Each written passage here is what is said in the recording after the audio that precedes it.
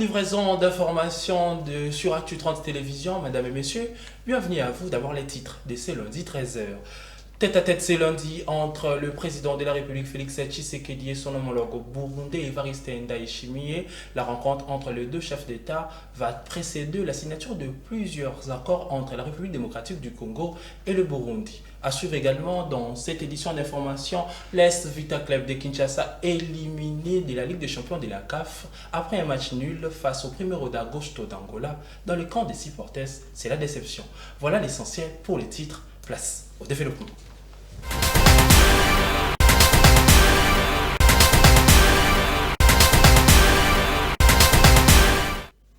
Fidèles téléspectateurs, bienvenue à vous dans cette session d'information sur Actu 30 Télévision. Le président de la République, Félix Tshisekedi, et son homologue burundais, Evariste Ndayishimiye, en conférence de presse ce lundi, a-t-on appris des sources présidentielles. Le président burundais est arrivé à Kinshasa dimanche. À sa descente de l'avion, il a été accueilli par le Premier ministre Jean-Michel Samalukonde et le soir de son arrivée, le président burundais a été reçu en dîner par le chef de l'État, Félix Tshisekedi.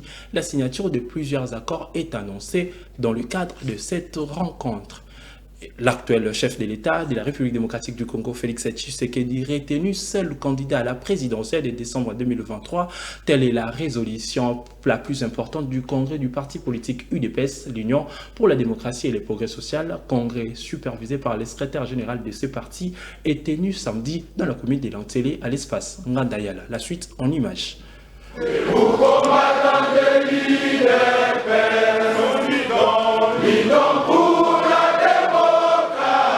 Un seul point à l'ordre du jour de ces congrès de l'Union pour la démocratie et le progrès social, à savoir l'entérinement de la candidature de Félix Tshisekedi comme la seule de ce parti à la présidentielle du 20 décembre 2023.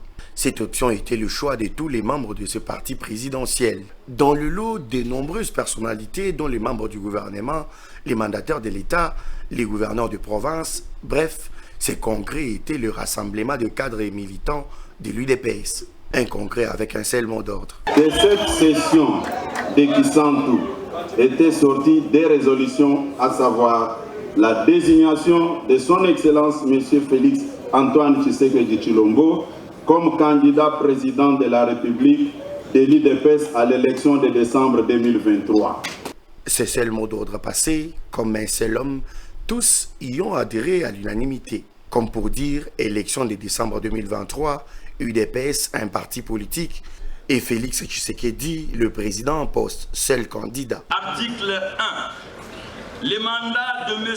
Félix Antoine Tshisekedi Tshilombo comme président de l'UDPS Tshisekedi, suivant la résolution numéro 05, bar UDPS, bar Con Extra, bar 2018, du 31 mars 2018, est renouvelé pour une période de 5 ans. Article 3. Monsieur Félix Antoine Tshisekedi Tshilombo est investi candidat de l'UDPS Tshisekedi à l'élection par scrutin direct du président de la République qui sera organisée par la Commission électorale nationale indépendante le 20 décembre 2023. Ainsi désigné, Félix Tshisekedi symbolise l'expression de plusieurs valeurs sous-entendues, expression de l'amour et expression de la fidélité manifestée par le membre de l'UDPS.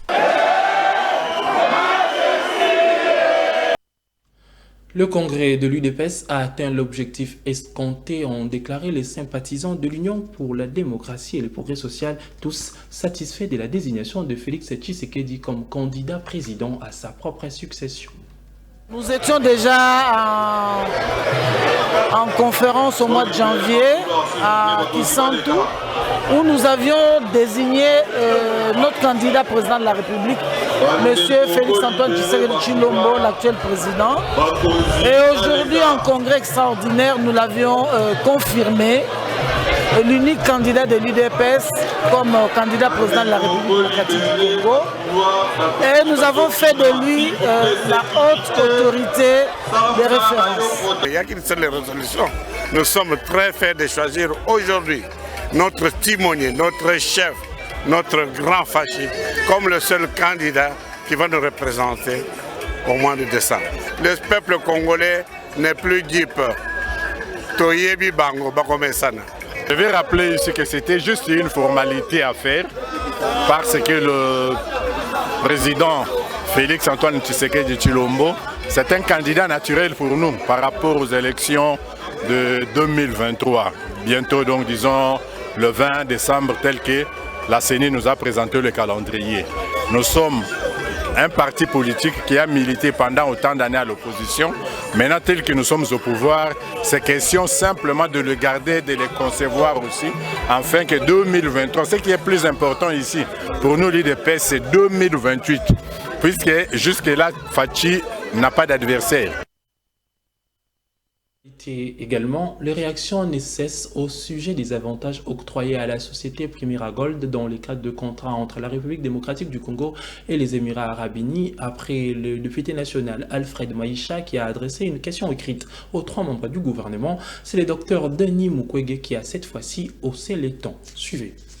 Vous avez suivi tous une vidéo qui circulait, un député de la place dénoncer une société qui a eu le monopole de tout l'or du Kivu en investissant 20 000 $. Et en investissant 20 000 $, en complicité avec nos autorités, ils font perdre à nous tous, puisque cet argent nous appartient, 500 millions de dollars chaque mois. Ça ne vous révolte pas? Ça ne vous révolte pas?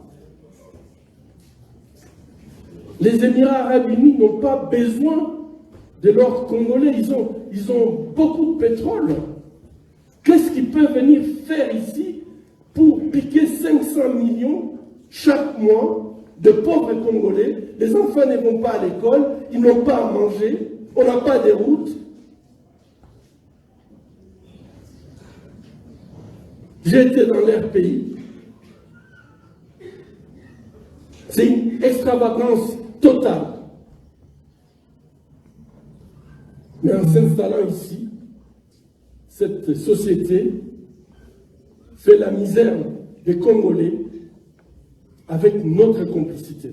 Parce qu'il y a 3 ministres qui ont quand même signé un tel accord.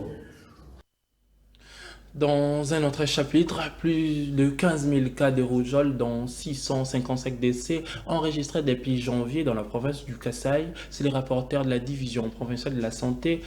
C'est le rapport plutôt de la division provinciale de la santé rendu public le dimanche 27 août. Selon ces documents, la zone de santé de Luebo est la plus touchée avec 2000 cas et elle est suivie de la zone de santé de Kanzala où l'on a déjà notifié des 182 cas de décès. Ces cas de rougeole sont pris en charge gratuitement et la division se déploie pour éviter la propagation rapide de cette épidémie. C'est grâce à la surveillance épidémiologique et la vaccination de routine. Retour à Kinshasa, ils sont parmi ceux qui se plaignent, les vendeurs et les acheteurs à quelques jours de leur rentrée scolaire prévue le 4 septembre prochain. Ils ont été rencontrés par nos reporters au grand marché de Kinshasa. Reportage.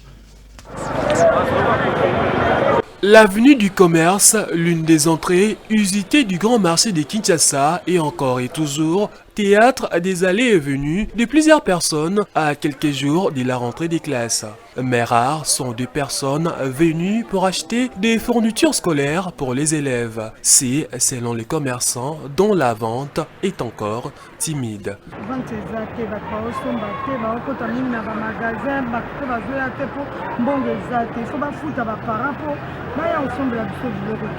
Vente exacte parce que bato magasin bazoteka na détail. Et on vend biso tellement de que peut to en gros kuna na kati magasin to teka na bango kuna bateka na détail biso to teka to ke sombe la bango mo to teka bien exacte. Donc bato ma biso ba konda boka botela biso likambo yo. Ba mindele bazo boma biso ya kosakana te. Siko to sala nini na mboka na biso moko. Ba matisi pe ba biloko. Biloko nso ya ko mata. Nti ba paquet kaye to comme so mango cher ba carton kaye. Et comme cher ya kosakana te parce que dollar ça ya ko mata. Les parents rencontrés n'ont pas hésité à révéler leurs soucis.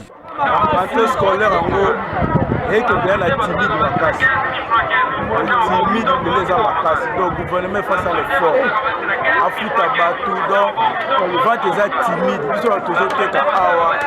Basak bakiachi donc au moins que para tam so telo moko boye. Puis boye il y a l'ingénie puis moko tam so oyo sombelité.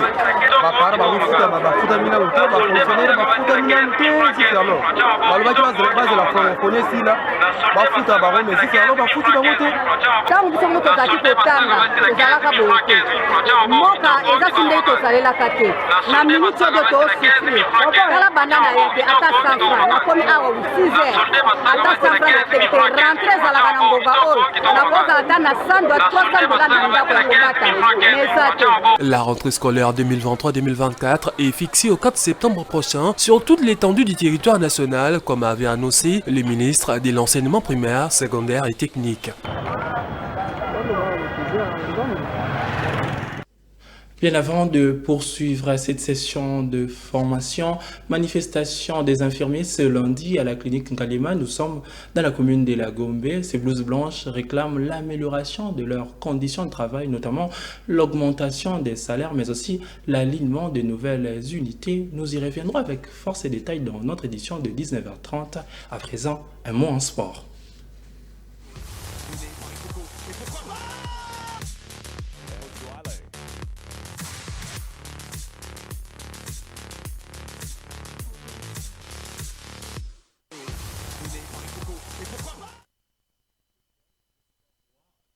Et grincement des dents de supporters de V-Club, déception consécutive à l'élimination des Dauphins Noirs par Primeiro de Agosto d'Angola. Pour nombre d'entre eux, cette sortie précoce de la compétition est imputable, entre autres, au manque de championnats au pays. Je vous propose de les suivre.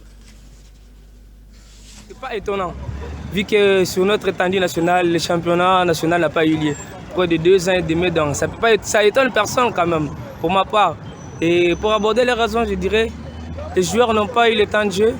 Et juniors, s'ils ont eu encore le temps de s'entraîner, de s'exercer, de faire des exercices physiques chez eux, voilà, c'est ce qui influe sur la défaite précoce de notre club. Le club ne doit pas seulement se baser sur le championnat national. Même quand le championnat national n'a pas eu lieu, l'équipe doit avoir au moins une organisation interne pour au moins garder leurs joueurs au chaud, organiser des séances d'entraînement de l'équipe entre le coach et l'équipe technique. V-Club devait d'abord garder l'effectif de son équipe au lieu de faire sortir tous les joueurs et puis prendre de nouveaux joueurs. C'est ce qui a manqué à V-Club. Parce qu'il n'y avait pas de cohésion, premièrement, et manque de l'expérience. On lui fait seulement confiance avec les joueurs qu'ils puissent travailler pour qu'il y ait un peu de la cohésion. C'est un peu ça. C'était l'essentiel de l'actualité de la mi-journée. Merci d'avoir été des nôtres. On se retrouve à 19h30. Ça sera cette fois-ci avec Jaël Moulowai. Au revoir.